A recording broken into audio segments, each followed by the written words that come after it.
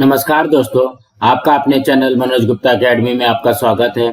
दोस्तों, आज हम कक्षा 8वीं के सामान्य विज्ञान में पाठ 17 मानव निर्मित पदार्थ इस पाठ का स्वाध्याय अर्थात प्रश्नोत्तर करने वाले हैं। दोस्तों, अभी तक आप लोगों ने इस चैनल को सब्सक्राइब नहीं किया तो प्लीज सब्सक्राइब और चैनल लाइक कीजिए और अपने फ्रेंड्स के साथ शेयर कीजिए। आप लोगों के लिए मैथ्स के भी वीडियो बना करके इस चैनल में अपलोड किया गया है। आप लोग इस चैनल के प्लेलिस्ट में जाकर के देख सकते हैं। ये है पाठ 17 मानव निर्मित पदार्थ, उसका स्वाध्याय करते हैं। पहले प्रश्न में क्या लिखा है, खोजो तो पाओगे। मतलब यहाँ पे खाली जगह दिया गया है, इसको हमको भरना है।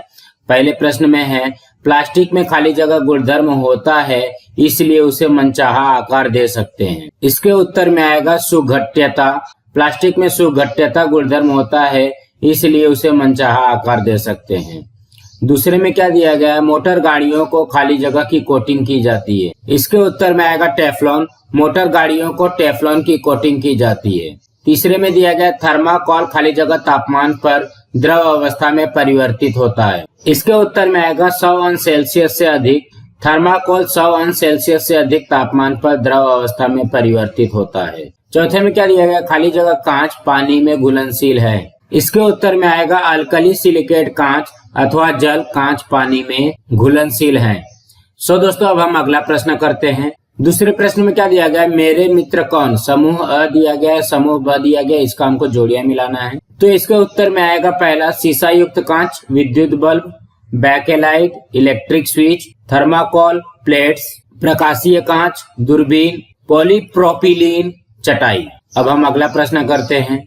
तीसरे प्रश्न में क्या दिया गया, नीचे दिए गए प्रश्नों के उत्तर लिखो। उसमें से पहला प्रश्न है, थर्माकोल किस पदार्थ से बनाया जाता है। इसके उत्तर में आएगा थर्माकोल को पॉलीस्टाइरीन नामक संश्लेषित पदार्थ से निर्मित किया जाता है।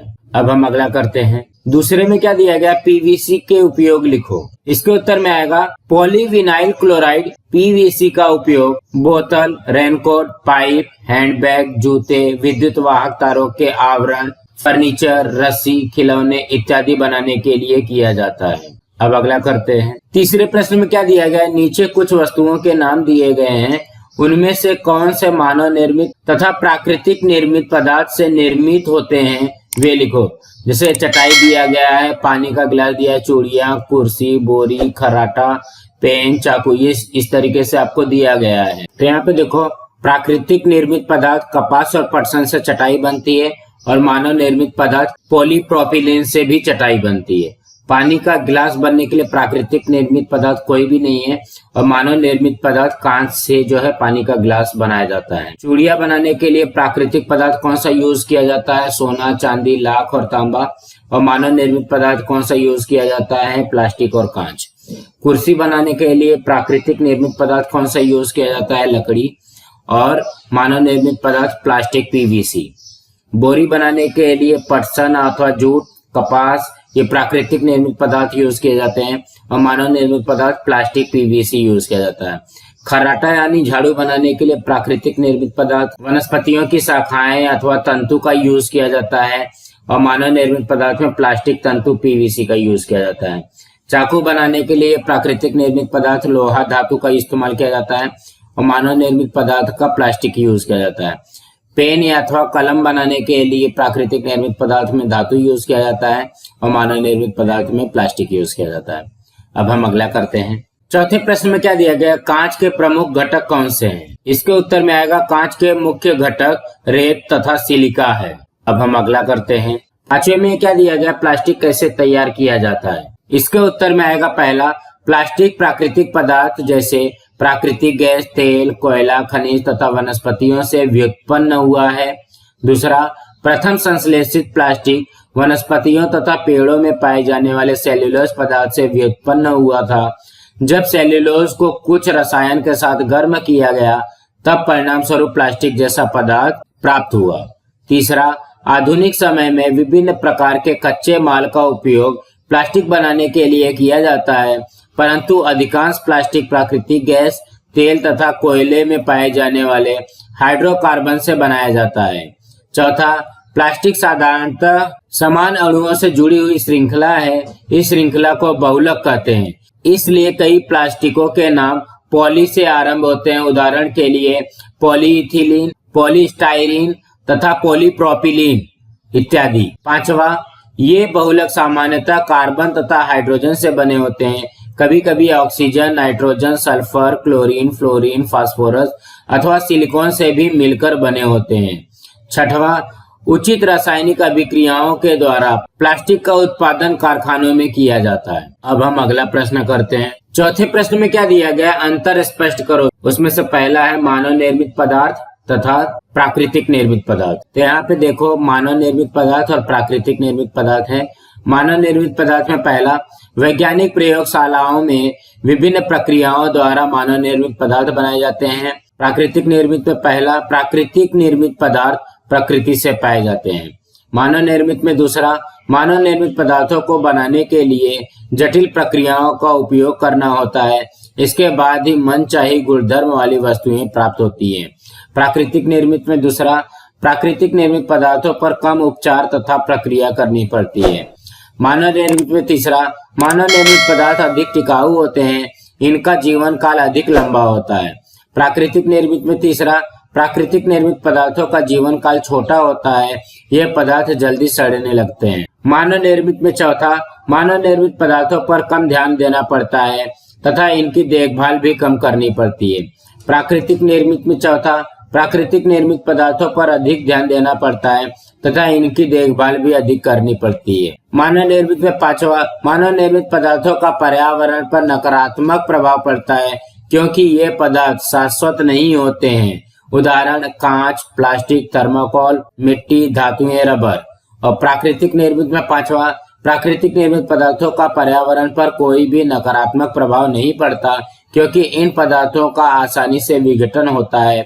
उदाहरण के लिए कपास, रेशम, लकड़ी इत्यादि। सो दोस्तों, अब हम अगला करते हैं। दूसरे में क्या दिया गया, उष्मा मृदु प्लास्टिक तथा उष्मा दृढ़ प्लास्टिक।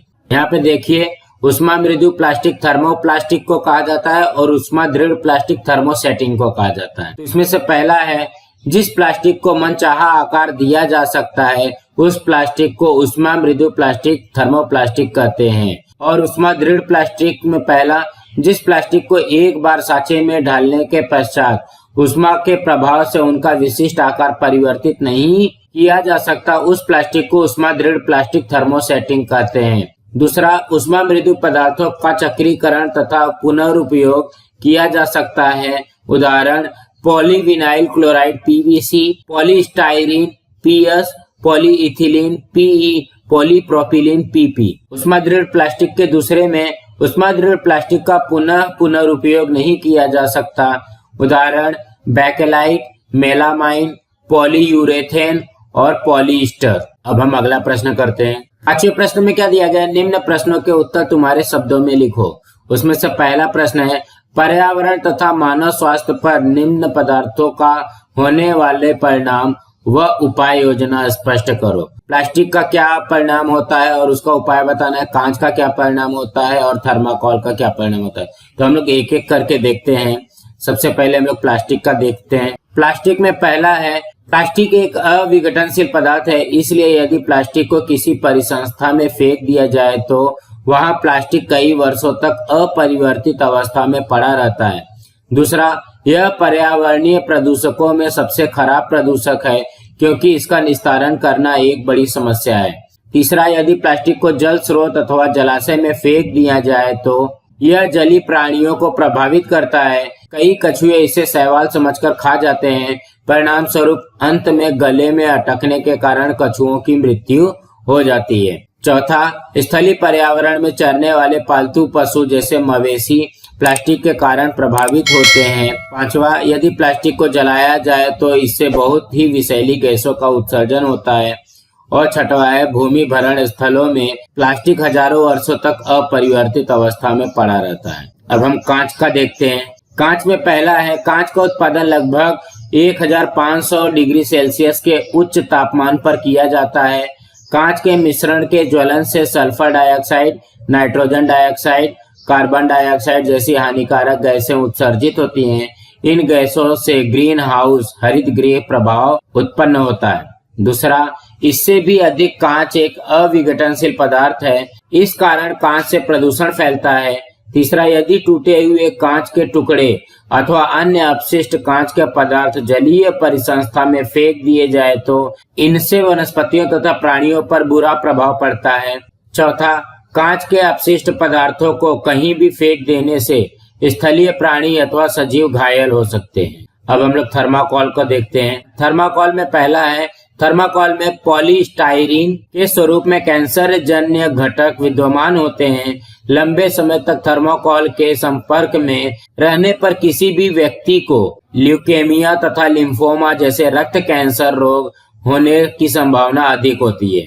दूसरा, थर्माकोल अविघटनशील पदार्थ है। इसका विघटन आसानी से हानिहीन पदार्थों में नहीं किया जा सकता। तीसरा, यदि थर्माकोल को नष्ट करने के लिए जलाया जाता है तो इससे वातावरण में विषैली गैसें मुक्त होती हैं। चौथा, भोजन, पानी तथा चाय के लिए उपयोग की जाने वाली थालियां, प्लेट्स, कप थर्माकोल से बनी होती हैं। यह हमारे स्वास्थ्य को प्रभावित करता है। थर्माकोल से बने पात्रों में भोजन को गर्म करने से थर्माकोल से पॉलीस्टाइरीन नामक संश्लेषित पदार्थ मुक्त होता है। यह संश्लेषित पदार्थ भोजन में घुल सकता है, इससे कैंसर रोग हो सकता है। अब हम अगला प्रश्न करते हैं। दूसरे प्रश्न में क्या दिया गया? प्लास्टिक अविघटनशील होने के कारण पर्यावरण में समस्याएं उत्पन्न हो रही हैं। इन समस्याओं को कम करने के लिए तुम कौन से उपाय करोगे? इसके उत्तर में आएगा पहला, प्लास्टिक का कम उपयोग होना चाहिए। प्लास्टिक का उपयोग कम करना, एक ही प्लास्टिक का बार बार उपयोग करना, उपयोग की गई प्लास्टिक का पुनर्चक्रीकरण करना तथा पुनर्चक्रीकरण करके उपयोग की गई प्लास्टिक से नए उत्पाद बनाना इत्यादि उपाय अपनाए जा सकते हैं। दूसरा, प्लास्टिक का उपयोग करके सड़क बनाने के प्रयास किए जा रहे हैं, अतः कुछ स्थानों पर प्लास्टिक अच्छे मूल्य पर बेचा जा सकता है। तीसरा, इसलिए प्लास्टिक को कहीं भी निस्तारित करने के स्थान पर प्लास्टिक को इकट्ठा करके अच्छे संभावित मूल्य पर बेच देना चाहिए। चौथा, प्लास्टिक के निस्तारण के लिए अच्छे विकल्पों को अपनाना चाहिए। पांचवा, प्लास्टिक के दुरुपयोग के बारे में जन जागृति फैलानी चाहिए ताकि सामान्य व्यक्ति प्लास्टिक के उपयोग से उत्पन्न होने वाले खतरे को समझ सके। अब हम अगला करते हैं। छठवें प्रश्न में क्या दिया गया? टिप्पणी लिखो। उसमें से पहला प्रश्न है कांच का निर्माण। इसके ऊपर हमको टिप्पणी लिखना है। इसके उत्तर में आएगा, कांच का निर्माण करने की सामान्य पद्धति निम्नलिखित है। पहला, भट्ठी में रेत, सोडा, चूने का पत्थर तथा अल्प मात्रा में मैग्नीशियम ऑक्साइड के मिश्रण को गर्म किया जाता है। दूसरा, लगभग 1700 डिग्री सेल्सियस पर रेत या सिलिकॉन डाइऑक्साइड पिघलती है। तीसरा, कम तापमान पर मिश्रण को पिघलाने के लिए मिश्रण में अनुपयोगी कांच के टुकड़े मिलाए जाते हैं। चौथा, इस मिश्रण में अनुपयोगी कांच के टुकड़े मिलाने पर मिश्रण कम तापमान 850 डिग्री सेल्सियस पर पिघल जाता है। पांचवा, जब मिश्रण के सभी घटकों का द्रवीकरण हो जाता है तब इसे पुनः 1500 डिग्री सेल्सियस तक गर्म किया जाता है। छठवां, इसके पश्चात तुरंत मिश्रण ठंडा कर दिया जाता है। सातवां, मिश्रण को तुरंत ठंडा करने से मिश्रण समांगी, अकेलासी तथा पारदर्शी हो जाता है। मिश्रण केलासी स्वरूप में परिवर्तित नहीं हो पाता।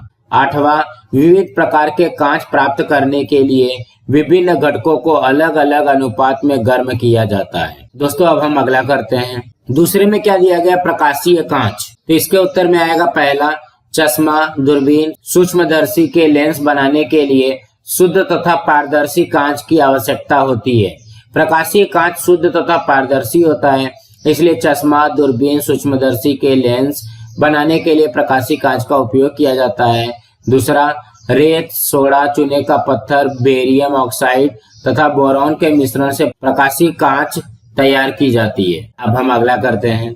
तीसरे में क्या दिया गया? प्लास्टिक के उपयोग। इस पर टिप्पणी लिखना है। तो हमारे पास दो प्रकार की प्लास्टिक है, तो पहला प्रकार हम लोग यहाँ से देख लेते हैं, दूसरा प्रकार इसके बाद देखें। इसके उत्तर में आएगा, प्लास्टिक एक मानव निर्मित पदार्थ है। आधुनिक युग में इसका अनेक रूपों में उपयोग किया जाता है। प्लास्टिक के प्रकार के अनुसार प्लास्टिक के भिन्न भिन्न उपयोग होते हैं।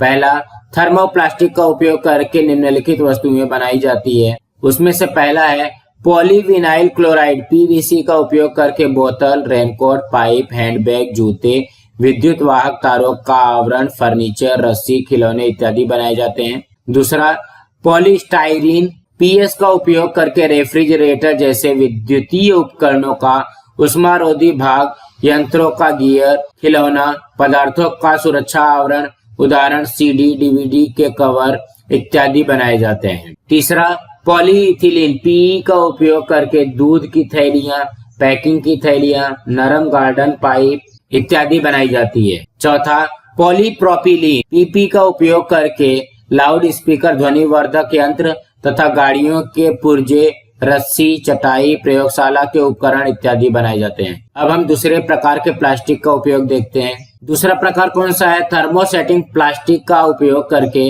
निम्नलिखित वस्तुओं का उत्पादन किया जाता है। उसमें से पहला है बैकेलाइट का उपयोग करके रेडियो, टीवी तथा टेलीफोन के कैबिनेट, इलेक्ट्रिक के स्विच, खिलौने, गृहोपयोगी वस्तुएं, कुकर के हत्थे के आवरण इत्यादि बनाए जाते हैं। दूसरा, मेलेमाइन का उपयोग करके कप, प्लेट, ट्रे जैसी घरेलू वस्तुएं, हवाई जहाज के इंजन के कुछ पुर्जे, विद्युत तथा ध्वनि रोधक आवरण इत्यादि बनाए जाते हैं। तीसरा, पॉलीयूरेथेन का उपयोग करके सर्फ बोर्ड, छोटी नाव, फर्नीचर, गाड़ियों के आसन, सीट्स इत्यादि बनाए जाते हैं। चौथा, पॉलिस्टर का उपयोग तंतु कांच, लेजर प्रिंट के टोनर तथा कपड़ा उद्योग इत्यादि में किया जाता है। दोस्तों, आज हमारा यहाँ पे पाठ 17 मानव निर्मित पदार्थ इस पाठ का स्वाध्याय अर्थात प्रश्न उत्तर कंप्लीट हुआ। दोस्तों, आप लोगों को ये वीडियो कैसा लगा आप लोग कमेंट बॉक्स पे जरूर लिख करके बताइए। आप लोगों को ये वीडियो पसंद आई होगी तो आप लोग इस वीडियो को लाइक कीजिए, अपने फ्रेंड्स के साथ शेयर कीजिए और इस चैनल को सब्सक्राइब कीजिए। नमस्कार दोस्तों।